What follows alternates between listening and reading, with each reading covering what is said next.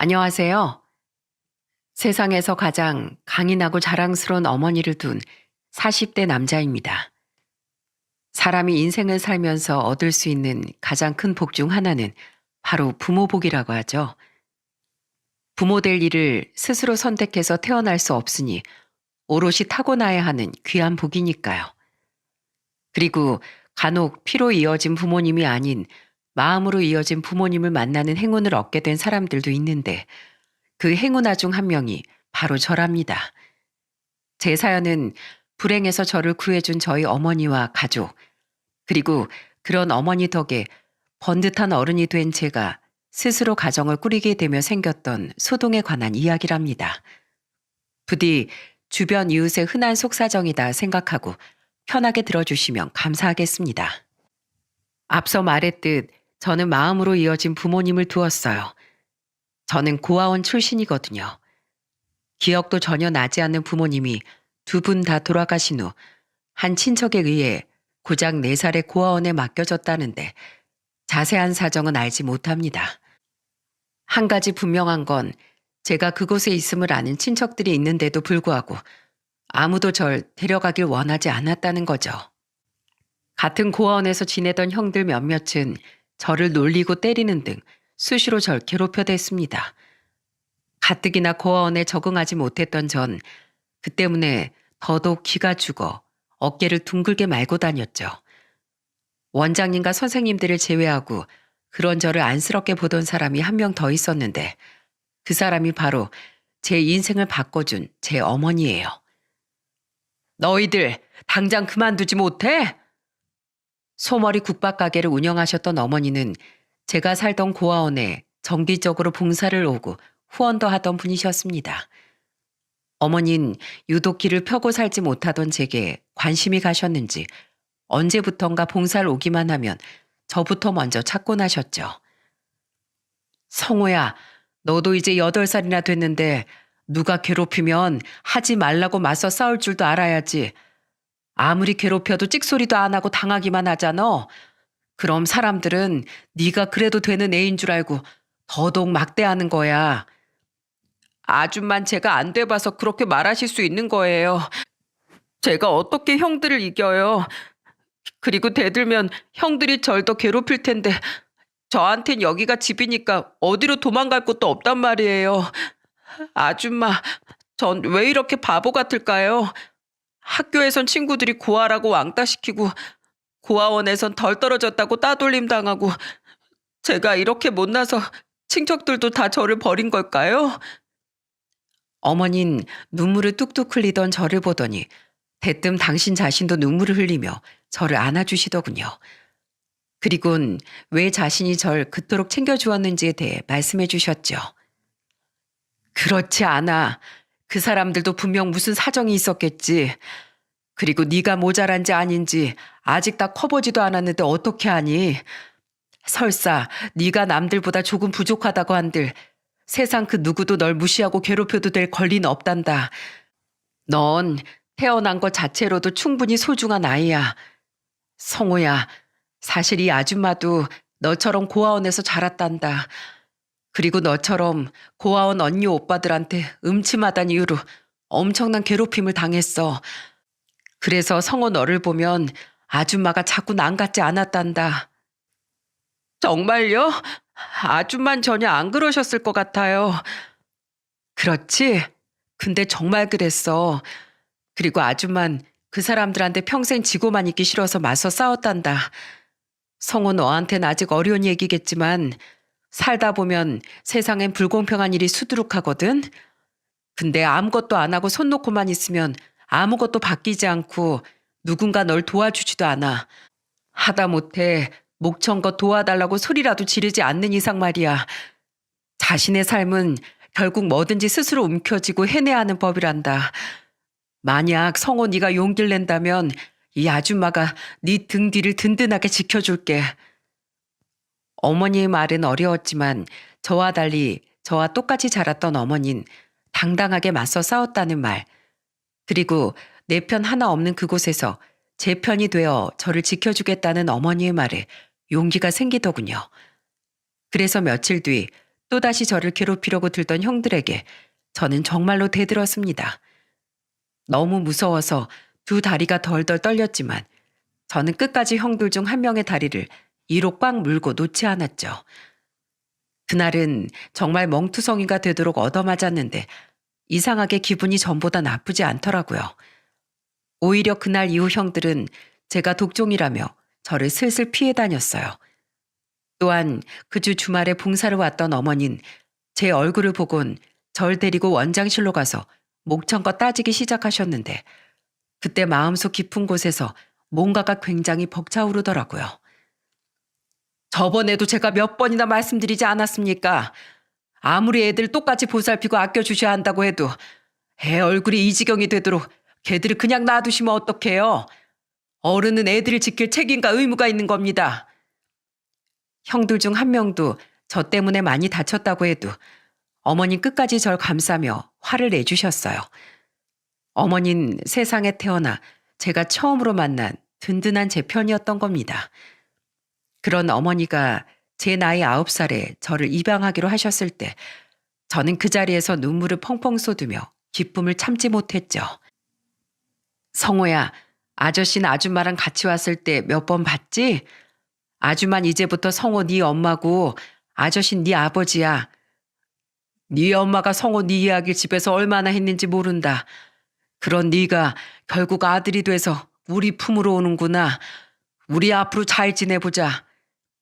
덤프트럭 운전 일을 하던 아버진 풍채만큼이나 푸근하고 자상한 분이셨습니다.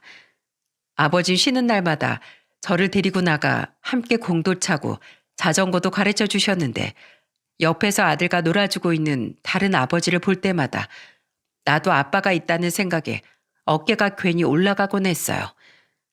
처음으로 느껴본 어머니와 아버지의 애정에 매일매일이 행복한 나머지 몸서리가 쳐질 정도였죠. 또한 부모님껜 저보다 1살 어린 딸이 있었는데 여동생 또한 낯선 절 오빠라고 부르며 잘 따라주었습니다.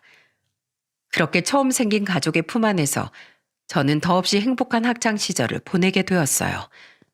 한편 공부를 잘했던 전 서울의 명문대를 졸업한 후 변호사가 되고 싶어 로스쿨에 진학했습니다. 로스쿨을 졸업 후 당당히 변호사 시험에 합격했을 때 부모님은 제가 자랑스럽다며 눈물까지 터뜨리셨죠. 장하다. 아주 장해 우리 아들. 이 아빠 트럭에 아예 현수막을 걸고 다닐까? 김창덕이 아들 김성호. 축 변호사 되다. 이렇게 말이야. 아우 절대 하지 마세요. 저 완전 창피하다고요. 기어코 현수막을 제작하시겠다던 두 분을 말리느라 제가 얼마나 진땀을 뺐는지 모릅니다. 그 와중에 웃겨 죽겠다며 도리어 부모님을 부추기던 동생에게 누나를 무지막지하게 불아리기도 했죠. 그리고 한 로펌에 취업해 첫 월급을 탔던 전 부모님께 큰절을 하며 받은 월급 전부를 드리기도 했어요. 어머니 아버지 지금까지 한 번도 절 수아랑 차별하지 않고 친자식처럼 키워주셔서 정말 감사드립니다. 두 분이 아니었다면 전 절대로 이런 번듯한 변호사가 되지 못했을 거예요. 절 키워주신 은혜 앞으로 살아가면서 평생에 걸쳐 갚겠습니다. 오랜만에 부모님 품에 안겨 저는 긴 시간 제가 효도할 수 있도록 부모님이 오래오래 건강하시길 간절히 바랐죠. 하지만 그런 제 바람은 오래가지 못했어요. 정말 죄송합니다. 그날이 제 아내의 첫 번째 기일이었어요. 속상한 마음에 술을 너무 많이 마셨다가 그런 끔찍한 실수를 저질렀습니다. 정말 죄송합니다. 가족을 잃는 슬픔을 그렇게 잘 아는 사람이 어떻게 그런 끔찍한 짓을 저지른단 말입니까? 우리 아버진 돌아가셨는데 당신은 왜 멀쩡히 살아있는 거냐고요. 난 당신 절대로 용서 못해. 젊은 운전자는 우리에게 울며 사죄했지만 도저히 용서가 되지 않았습니다. 저는 그 음주운전자가 강력한 처벌을 받을 수 있도록 변호사로서 열심히 싸웠어요. 결국 그 사람은 실형을 선고받긴 했지만 우리 가족이 원했던 만큼 길고 무거운 형량을 받지 못했습니다. 너무 분하고 원통했어요. 물론 판사님도 수많은 판례와 법정 지식을 바탕으로 합당한 판결을 내린 거라고 생각해요. 하지만 당시엔 원통함이 이성을 앞서 있었기에 재판과 관련된 모든 사람들을 원망하기도 했었죠. 한동안 길에서 아들과 공을 차고 자전거를 가르쳐주는 아버지들을 보면 눈물이 치솟아 고개를 돌려버리곤 했습니다. 저와 모든 것을 함께 해줄 아버지가 더 이상 곁에 없다고 생각하니 슬픔을 참을 수가 없었어요. 그 시기에 결심했죠. 변호사가 아니라 누구보다 이성적이고 공정한 판정을 내릴 수 있는 판사가 되고 싶다고 말이에요. 판사가 되려면 법조인으로서 활동해야 할 필수 기간이 있었기에 저는 열심히 변호사로서 뛰어다니며 사람들을 돕고 경험을 쌓았습니다. 그 이후엔 판사가 되기 위한 시험, 면접 등 길고 복잡한 과정들을 거쳐 30대 후반의 나이에 드디어 판사가 되었죠. 제가 변호사가 되었을 때와 달리 어머니는 호들갑을 떨지 않으셨어요. 대신 조용히 제 손을 잡고 눈물을 흘리며 이렇게 말씀하셨죠. 네 아버지가 하늘에서 널 보고 참 대견했을 거다. 부디 그 어떤 편견과 원망에도 사로잡히지 말고 억울한 사람에겐 삶을 바로잡을 수 있는 기회를, 죄를 지은 사람에겐 합당한 벌과 죄를 뉘우칠 기회를 줄 수 있는 공평한 판사가 되길 바란다. 참 장하다 우리 아들. 어머니는 제가 아버지 일로 분노에 사로잡혀 공정하지 못한 판사가 될까봐 염려하셨던 것 같아요. 그 당시 어머니의 말씀을 잊지 않고 되새기며 저는 좋은 법조인이 되기 위해 늘 노력하게 되었습니다. 이렇듯 제게 어릴 적부터 불합리와 맞서 싸우고 자신을 아끼면서도 세상에 온정을 베푸는 법, 더 나아가 세상에 이로움을 퍼뜨릴 수 있는 현명한 방법을 가르쳐준 사람이 바로 제 어머니였어요. 어머니와 다른 의미로 제 인생의 새로운 국면을 맞게 해준 사람이 있었습니다. 그 사람은 바로 예비 아내였죠. 저는 어머니를 본받아 늘 봉사활동을 다니고 기부와 후원을 했었어요. 저는 39살 때 평범한 회사원이던 예비 아내를 노인 무료급식 봉사활동을 하다 만나게 되었는데 간혹 괜한 트집을 잡고 역정을 내시던 노인분들을 만나도 예비 아내는 인상 한번 찌푸리는 일이 없더라고요. 어떤 사람일까 호기심이 일어 어느 날 저는 예비 아내에게 말을 걸었습니다. 전부터 궁금했었는데요. 정희 씨는 어쩜 그렇게 인상 한번 안 찡그리고 늘 친절하세요? 저도 사람인데 화날 때 있죠. 근데 여기 오시는 분들은 대부분 험난한 인생사를 가지고 계시잖아요. 게다가 형편까지 어려우니까 간혹 다른 사람들이 자기를 무시한다고 생각하는 분들이 계시더라고요. 살아온 삶이 고단하셔서 그런 거지 처음부터 그런 분들은 아니었을 거다 하고 생각하면 오히려 마음이 너무 아파져서 화가 누그러져요. 그리고 대부분 또 혼자 사시는 분들이니까 자기 얘기를 들어줄 사람이 없어서 많이들 외로워하세요. 저는 이 봉사를 하면서 그런 분들의 말을 귀담아 들을 수 있어서 오히려 다행이라고 생각해요. 예비 아내의 말은 제게 아주 큰 울림을 주었어요. 무작정 봉사한다, 좋은 일 한다 정도로만 생각했지 봉사하는 곳 사람들의 인생을 들여다볼 생각은 차마 하지 못했거든요. 오랫동안 공부와 일에만 매진하느라 연애를 오래 쉬었던 전 그런 예비 아내에게 큰 호감을 품게 되었고 우린 자연스럽게 연애를 하게 되었습니다. 예비 아내는 제 가정사를 듣곤 눈물을 흘리며 본 적 없는 저희 가족에게 감동을 하더군요. 연애한 지 2년 뒤 결혼 이야기가 오가며 저희 집에 첫 인사를 온 날 아내는 진심 어린 말투로 저희 어머니께 이렇게 말했어요. 뵙기 전부터 진심으로 어머님을 존경했어요. 그런 어머님의 가족이 될 기회를 주셔서 정말 영광입니다. 결혼 허락해 주시면 꼭 어머님을 닮은 좋은 며느리가 되고 싶어요. 젊은 처자가 어쩜 이렇게 말을 곱게 할까. 허락해 주고 말고 우린 아주 좋은 고부 사이가 될 게다. 어머니는 예비 아내를 굉장히 마음에 들어 하셨습니다. 예비 아내를 보러 집에 와 있었던 저보다 먼저 결혼했던 제 동생 또한 어디서 저런 선녀를 데려왔냐며 입이 마르도록 칭찬을 했죠. 이후 저는 예비 처가에도 첫인사를 갖고 예비 장인 장모께서도 저를 환영해 주셨기에 우리 결혼에 문제가 될 건 아무것도 없다고 생각했어요. 얼마 뒤 상견례를 진행하기 전까진 말입니다. 상견례엔 저와 어머니, 동생과 매제, 또 예비 아내 쪽엔 예비 장인 장모와 예비 처남이 자리했습니다. 사업을 한다던 예비 처남 댁은 바쁜 일정으로 인해 참석을 못했다고 했죠.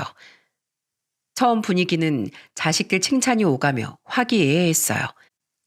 그런데 문제는 예비 장모가 무슨 술을 한 맺힌 사람처럼 들이켰다는 겁니다. 예비 장인이 말렸지만 장모는 가볍게 무시하더군요. 어른들이 함께인 자리니 예비 아내는 뭐라 말도 못하고 예비 장모를 걱정스러운 눈빛으로 보고 있었죠. 저 또한 저러다 취하시는 거 아닌가 걱정이 됐는데 아니나 다를까 예비 장모는 아예 혓바닥이 꼬일 정도로 만취를 해버렸어요. 그리고 그때부터 미처 상상하지도 못한 망언의 축제가 시작됐습니다. 그나저나 사부인, 미리 사부인이라고 불러도 괜찮겠지요? 정말 대단하십니다. 보육원에서 고생하던 성호를 데려오신 걸로도 모자라 무려 판사로 키워내시다니요. 돌아가신 사돈어른께서도 분명 훌륭한 분이셨을 겁니다. 과찬이세요, 사돈어른. 사돈어른과 사부인이야말로 이렇게 따님을 훌륭한 성품을 가진 젊은이로 키워내시지 않았겠습니까? 그리고 제가 성호를 데려온 게 아니라 부모 자식간이 될 운명이 우릴 이끈 게지요. 진짜 듣다 짜증나서 못 들어주겠네. 훌륭하십니다, 사부인. 대단하십니다, 사부인.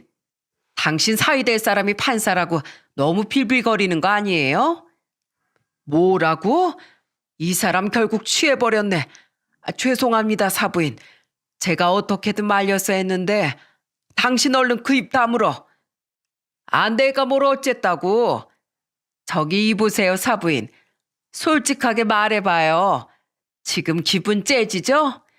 내가 그 고아원에서 데려온 게 대박 복권이었구나 싶어서요. 운명? 댁에 데려온 고아가 판사 말고 별 볼 일 없는 거렁뱅이로 자랐으면 과연 그런 말이 나왔을까요? 사부인, 말씀이 심하십니다. 실수하시는 것 같은데 이쯤에서 그만하시지요. 진짜 더럽게 고상한 척하네. 판사 엄마라 이거야? 아들이 판사면 뭐해? 정작 지는 냄새나는 소머리 국밥이나 파는 시장 떼기면서 소머리 국밥 파는 여자가 출세했네요. 가짜 엄마 주제에 판사 아들까지 두고 떵떵거리다니 말이에요. 애가 똑똑해서 판사가 된 거지. 뭐 자기가 잘나서 판사 만들었나? 여보, 당신도 훌륭하니 어쩌고 저쩌고 하는 거 그만해요. 나도 애들 잘 키웠어요. 나도 훌륭하고 대단한 사람이라고. 정희 너도 시어머니가 좋은 사람이네 어쩌네 하는 소리 그만 좀 해. 저 땅 국밥하는 추레한 여자보다 전직 공무원 남편 두고 소시적에 피아노 가르치고 살았던 내가 훨씬 고상하고 훌륭해. 야, 사위 너. 결혼하고 나서 저 땅 가짜 엄마 대접한다고 내 딸 고생시키기만 해봐. 아니, 아예 구하기로 한 신혼집 말고 처가살이를 하는 게 어때? 저런 가짜 말고 우리 딸 친부모인 내가 진정한 부모 사랑이 뭔지 확실하게 알게 해줄게. 불쌍한 고아 사이 내가 바다 같은 마음으로 품어주겠다고.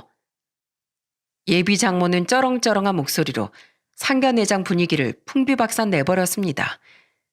예비 장인과 처남의 얼굴은 사색이 됐고 예비 아내는 황급히 예비 장모의 입을 틀어막았어요. 하지만 때는 이미 늦었죠. 저와 동생은 걷잡을 수 없을 만큼 화가 난 상태였고 매제는 너무 놀라 냉수를 들이키고 있었어요.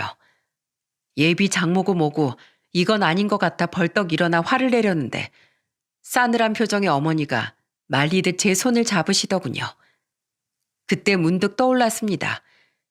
애초에 무례한 상대와 싸우는 법을 제게 처음으로 알려준 사람이 바로 저희 어머니라는 사실을 말이죠. 어머니는 다른 쪽 손이 올려져 있던 식탁을 주먹으로 탁 내리치셨어요. 그리고 그때부터 성난 암사자의 포효 같은 어머니의 참교육이 시작됐습니다.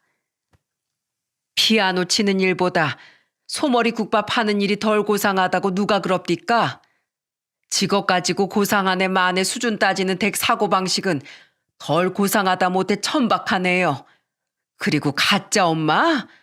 난 우리 성호를 데려온 그날부터 단 하루도 우리 성호가 내 친자식이 아니라고 생각해 본 적이 없어요. 우리 성호가 판사 말고 당신 말대로 거렁뱅이가 됐어도 난 이엘 가슴으로 품었을 겁니다. 판사 아들? 좋지요. 자랑스럽지요. 하지만 내가 자랑스러운 건 우리 성호가 판사여서가 아니라 감사할 줄 알고 남을 위해 기꺼이 가진 걸 내놓을 줄 아는 심성착한 아이로 자라섭니다. 그런 의미에서 난 충분히 아들 잘 키운 여자라고 칭찬받을 수 있다고 생각해요. 난 정일 이렇게 잘 키운 댁도 훌륭하고 존경받을 만한 부모라고 생각했습니다. 근데 이제 보니까 아니네요. 남 칭찬하는 거 듣기 싫어하고 질투하고 해도 될 말 안 될 말 구분도 못하고 입 밖으로 짓거리는 사람, 난 훌륭하다고 생각하기도 싫고 당신 같은 쌍스러운 사람 내 아들 장모로 만들고 싶지도 않습니다. 난 이 결혼 더는 찬성 못하겠네요. 뭐라고? 쌍스러워? 당신 말 다 했어? 어디 해보자 이거야? 해봐 어디. 내가 어렸을 적 고아원에 살 때부터 남 무시하고 얕잡아오는 인간들 언니고 오빠고 할 것 없이 아주 코를 납작하게 만들어줬어. 그런데 감히 날 무시하는 거로도 모자라서 멀쩡히 부모 사랑 듬뿍 받고 자란 내 아들한테 고아니 불쌍하니 하는 소리를 해? 진짜 인생 한번 불쌍하게 만들어줘? 또 한번 내 아들 무시하는 말 짓거려봐. 그땐 당신 내가 아주 산채로 잡아다가 국밥으로 끓여버릴 테니까 알았어? 확 눈 안 깔어? 예비 장모 때와는 다른 의미로 기절할 뻔했습니다.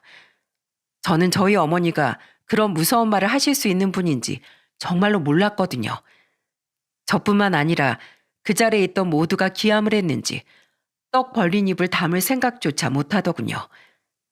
심지어 예비 장모는 어마무시한 어머니의 말에 어느새 시선을 돌린 채 무릎까지 덜덜 떨고 있었죠. 어머닌 더 이상 이 자리에 있을 가치가 없다며 가자고 소리친 후 먼저 방을 나가버리셨습니다. 그제야 다들 정신을 차렸고 동생과 매제는 어머니의 뒤를 따라 나갔어요. 예비 처남은 한숨을 쉬며 고개를 숙이고 있었고 예비 장인과 아내는 제게 사과를 하더군요. 정말 미안하네. 사부인께서 정말 마음 많이 상하셨을 거야. 내가 입이 10개라도 자네한테 할 말이 없네. 성호 씨 정말 미안해. 우리 나가서 이야기 좀 하자. 어? 아니, 미안한데 당신이랑 난 더 이상 할 얘기가 없을 것 같아.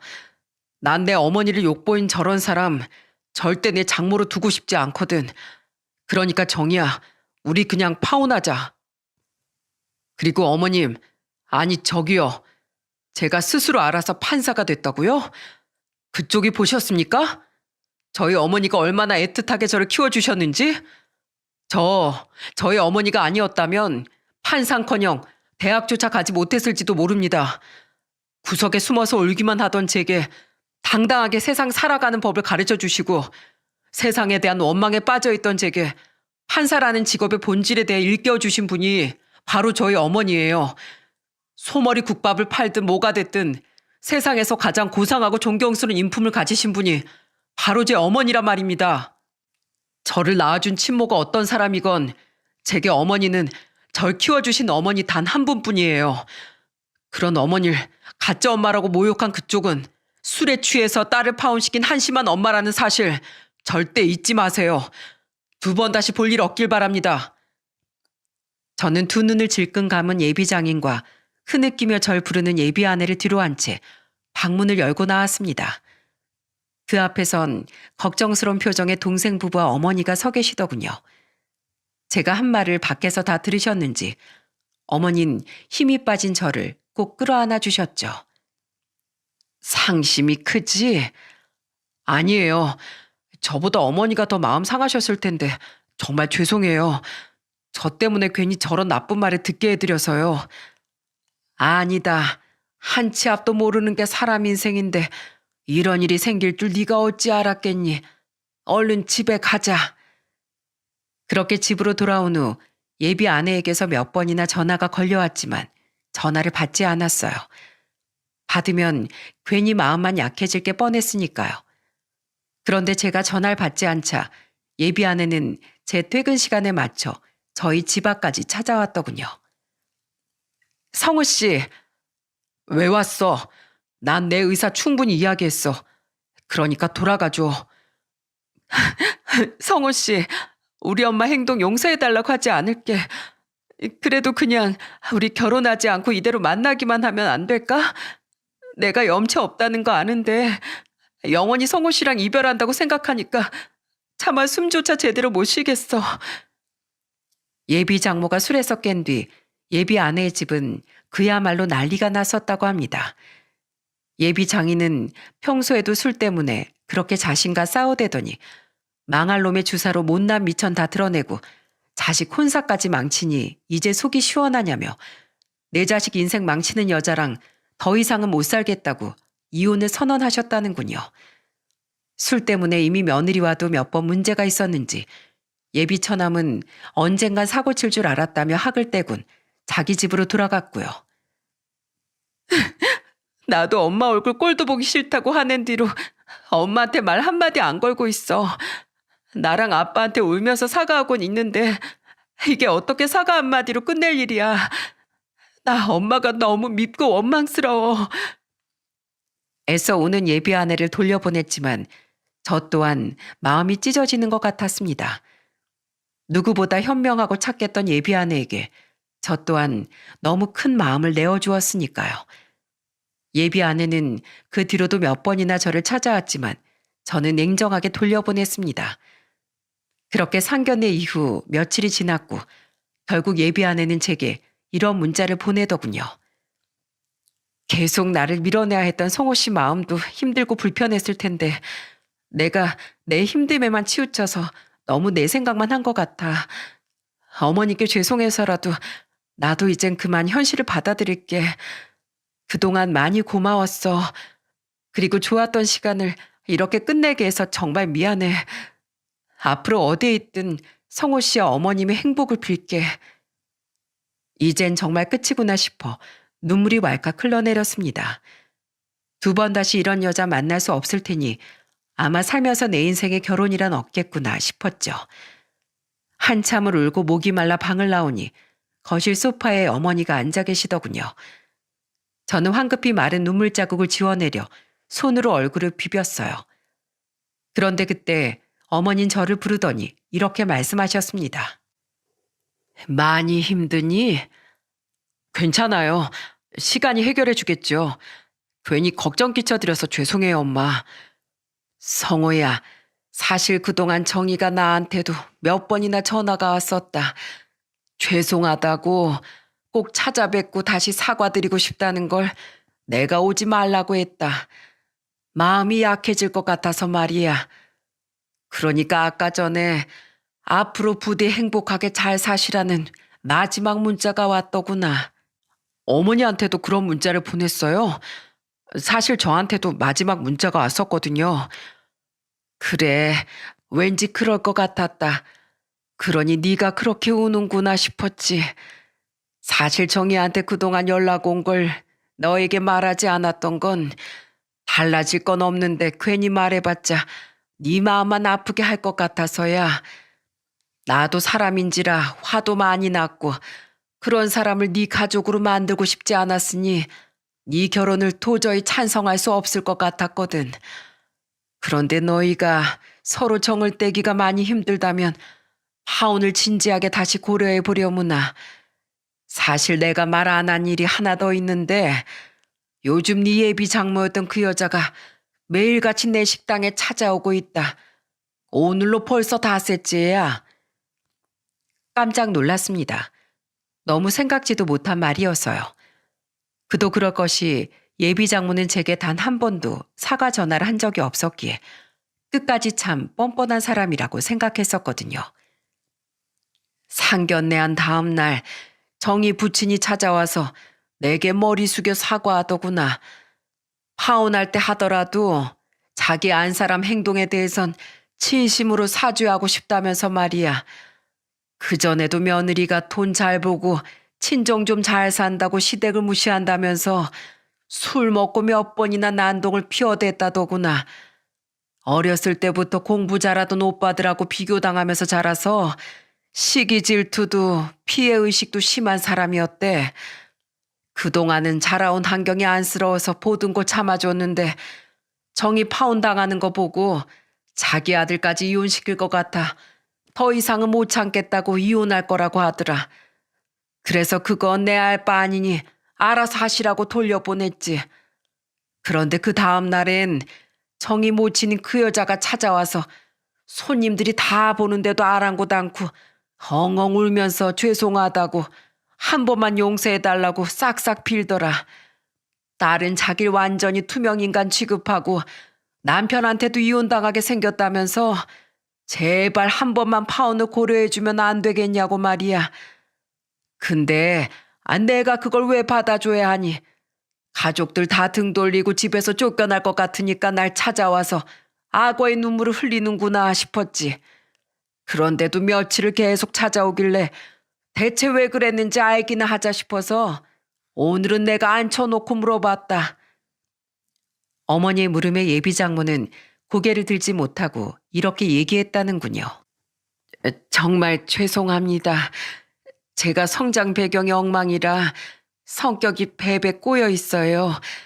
남이 나보다 잘난 것 같으면 괜히 질투나고 괜히 깎아내리고 싶은 못난 마음이 들더라고요.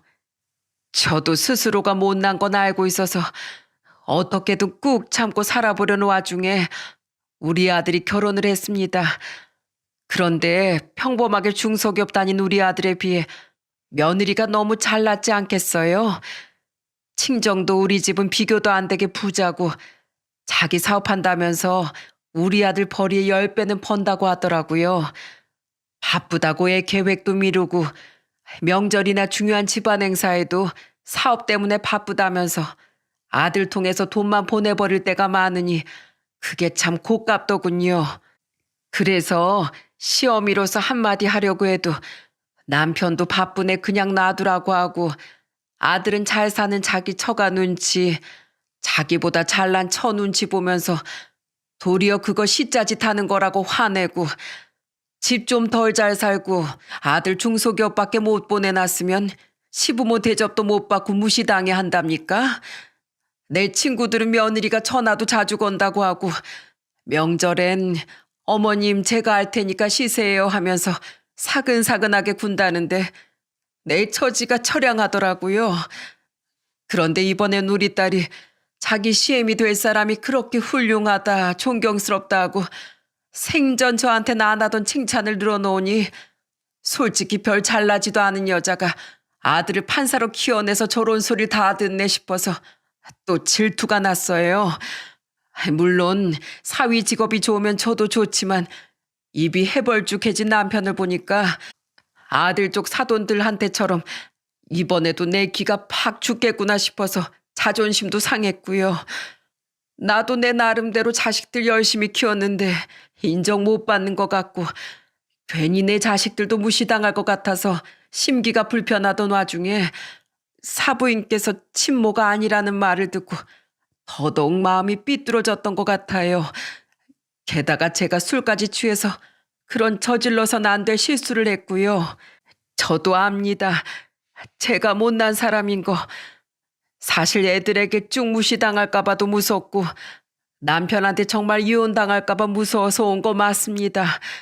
하지만 제가 자존심 그런 거 생각 안 하고 달려온 제일 큰 이유는 우리 정희가 너무 힘들어해서예요. 사부인도 아시다시피 저와 다르게 우리 정인 정말 날개만 없다 뿐이지 천사나 다름없는 아이잖아요. 저 때문에 정희 인생을 망쳤다고 생각하니까 도저히 가만히 있을 수가 없었습니다. 사부인, 제발 우리 정일 생각해서라도 한 번만 눈 감아 주실 수 없을까요? 제가 진심으로 사죄드리겠습니다. 예비 장모는 테이블에 눈물을 뚝뚝 떨구며 결혼식장에 나타나지 말라고 하면 얼굴도 안 비추고 애들과 인연 끊고 살라면 그러겠으니 자기 딸을 한 번만 받아달라고 애원했다는군요. 한없이 못난 사람이긴 해도 자신도 부모라며 제발 딸의 인생을 다시 바로잡을 수 있는 기회를 달라고 말이죠. 그 말을 듣고 솔직히 나도 부모인지라 마음이 약해졌다. 우선은 생각해 보겠으니 돌아가 보라고 말해도 끝까지 남아있다가 은근슬쩍 손님한테 서빙까지 하려고 들더구나. 내 눈치를 슬슬 보면서 말이야. 그래서 그냥 내버려뒀더니 마감 때 테이블도 다 닦고 바닥도 깨끗하게 쓸고 닦고서야 들어갔어. 고생 많으셨어요, 사부인. 하고 허둥지둥 돌아가는데 마음이 참 복잡했다. 그리고 집에 오는데 정이 문자를 받고 정말 생각이 많아졌어. 솔직히 마음이 다 풀리지 않은 건 사실이다. 하지만 부모로서 자식을 위해 몇 날 며칠씩 자존심 다 내려놓고 고개 숙일 줄 아는 사람에게라면 한 번쯤 기회를 주는 것도 좋지 않을까 싶구나. 반성하는 사람에게 기회를 주는 거 그게 판사인 네 일도 되지 않겠니? 그러니 네가 정희에게 마음이 많이 남아있다면 그냥 결혼 없지 말고 진행해 보려무나. 뜨거운 눈물이 흘렀습니다. 어머니 말씀처럼 정말로 예비 장모가 진심으로 잘못을 뉘우치고 그 긴 시간 동안 용서를 구한 거라면 저도 한 번쯤 예비 장모를 용서하고 예비 아내와 헤어지지 않아도 되는 건가 싶어 내심 안도의 눈물이 흐른 것 같아요. 한참을 고민한 끝에 다음날 퇴근길에 예비 아내에게 전화를 걸어 제가 들은 이야기를 말해 주었어요. 그리곤 당신만 괜찮으면 다시 만나보겠냐는 가슴 벅차오르는 말을 내뱉었죠. 정말 우리 엄마가 그랬다고? 난 몰랐어. 엄마랑 요새 전혀 말을 안 하고 지냈거든. 정말 어머님이 우리 다시 만나보라고 그러셨어? 그럼 우리 안 헤어지는 거지? 나 마침 지금 퇴근했는데 당장 어머님 가게로 가서 감사하다고 그리고 정말 죄송했다고 직접 말씀드릴래. 예비 아내는 울고 웃으며 기쁜 마음을 감추지 못했습니다. 저 또한 얼른 예비 아내를 보고 싶어 어머니의 가게로 향했고 우린 어머니의 가게 앞에서 마주쳤죠. 저는 긴장한 예비 아내에게 심호흡을 시킨 후 어머니의 가게로 들어갔어요. 그런데 우리가 가장 먼저 마주친 사람은 저희 어머니가 아닌 예비 장모였어요. 막 마지막 손님이 나간 건지 테이블 하나를 치우고 있던 예비 장모는 저와 자신의 딸을 보자마자 허둥거리며 어쩔 줄을 모르더군요.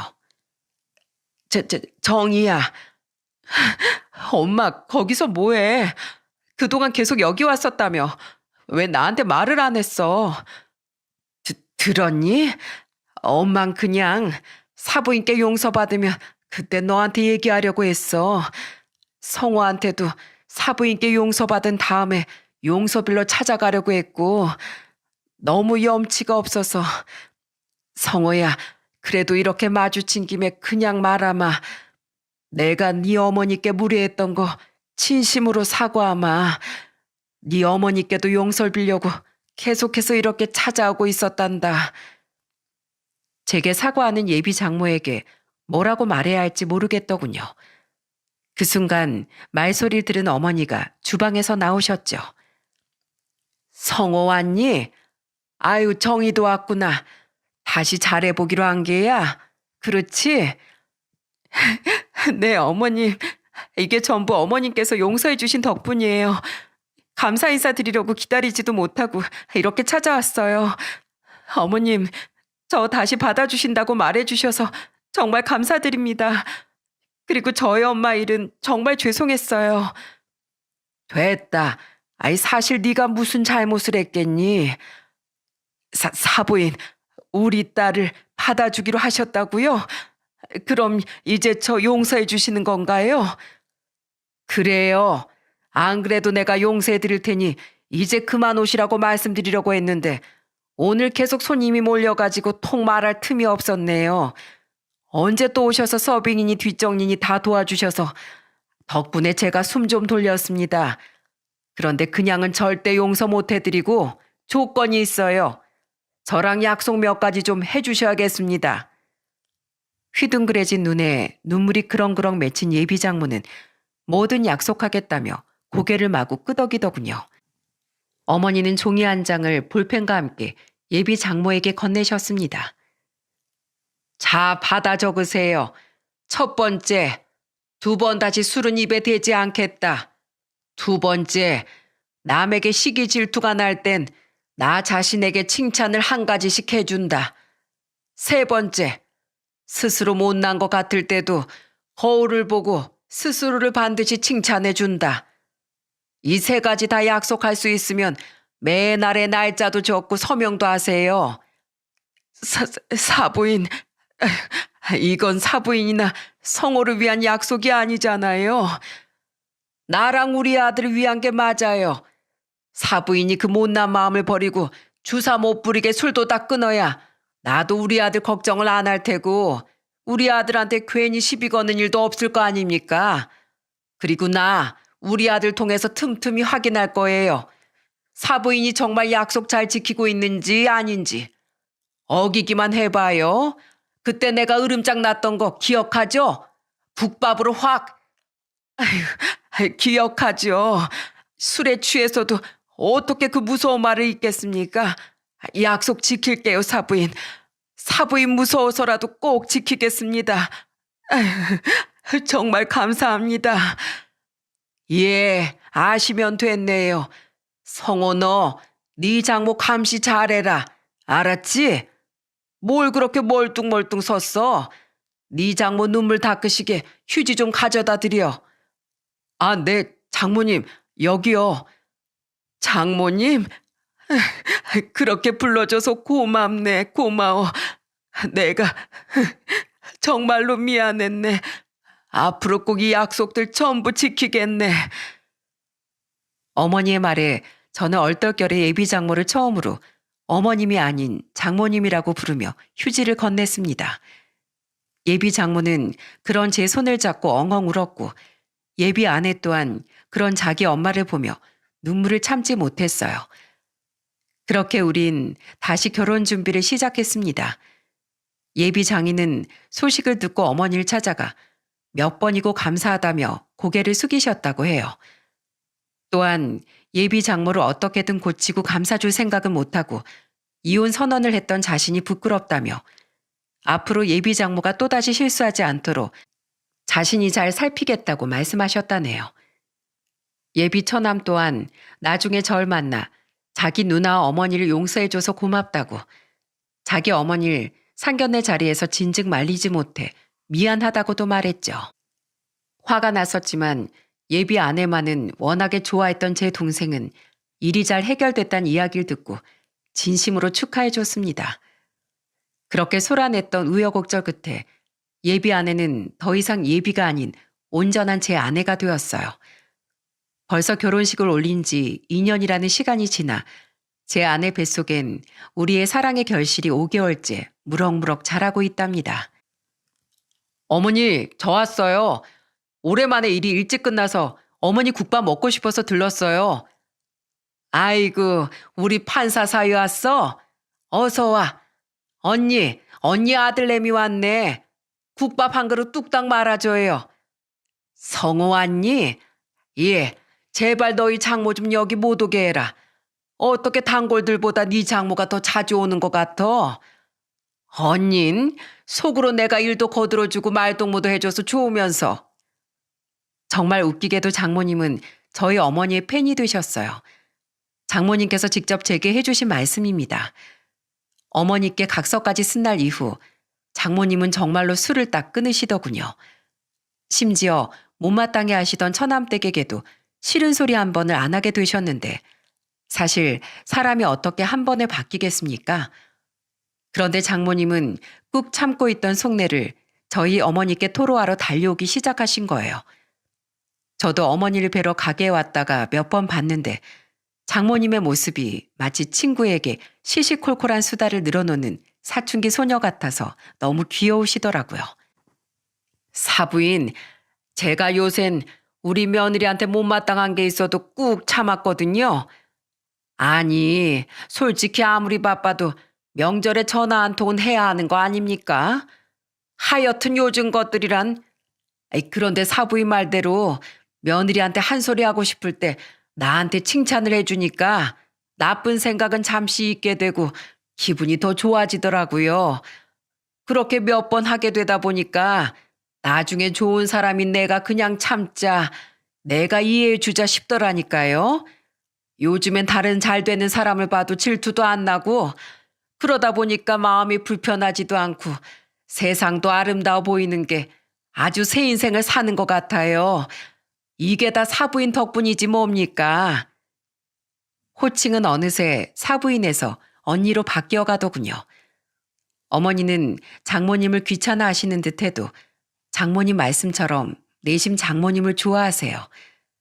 자식들도 다 결혼시키고 혼자 남은 마당에 자신을 그토록 좋아해주는 사람이 있으니 마치 철없는 동생이 생긴 것 같아 외롭지 않다면서 말입니다. 제가 같이 살자고 아무리 말씀드려도 건강히 받쳐주는 한은 혼자 살고 싶다고 하셔서 걱정이 많았는데 그런 제 빈자리를 장모님께서 채워주고 계신 것 같아 저와 동생은 한편으로 장모님께 감사하고 있어요. 한때는 그토록 원망스럽고 미웠던 장모님이었는데 사람 일은 참 알다가도 모를 일 같네요. 장모님이 변하자 장모님 말씀처럼 처가댁에 대면대면했던 처남댁도 점차 마음을 열더라고요. 사실 일도 너무 정신없는데 시댁만 오면 어머님이 자꾸 뭐라고 하셔서 일 핑계대고 안 온 적도 몇 번 있어요. 어머니께도 솔직하게 말씀드리고 얼마 전에 죄송하다고 사과드렸고요. 그런데 요즘엔 어머님이 먼저 일은 많이 바쁘냐고 잠은 자고 일하냐고 걱정도 해주시니까 제가 너무 못된 며느리였다는 생각이 들어서 요즘엔 잘하려고 노력하고 있어요. 우리 어머님 정말 많이 변하신 것 같아요. 어머님이 술까지 끊으시니까 아버님하고 사이도 더 좋아지셨잖아요. 그죠?